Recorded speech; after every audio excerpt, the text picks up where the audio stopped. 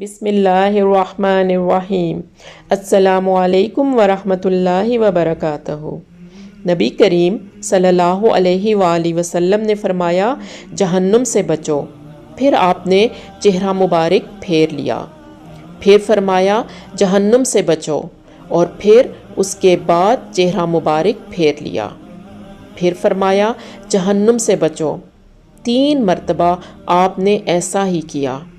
صحابہ کرام نے خیال کیا کہ آپ جہنم کو دیکھ رہے ہیں، پھر فرمایا کہ جہنم سے بچو، خواہ کھجور کے ایک ٹکڑے ہی کے ذریعے سے ہو سکے، اور جسے یہ بھی نہ ملے تو اسے لوگوں میں کسی اچھی بات کہنے کے ذریعے سے ہی جہنم سے بچنے کی کوشش کرنی چاہیے۔ اللہ تعالی ہم سب کو نیک اعمال کرنے کی توفیق عطا فرمائے، صدقہ و خیرات کرنے کی توفیق عطا فرمائے، اچھائی اور نیکی پھیلانے کی توفیق عطا فرمائے، تاکہ جہنم کی آگ سے بچ سکیں۔ جزاک اللہ خیر۔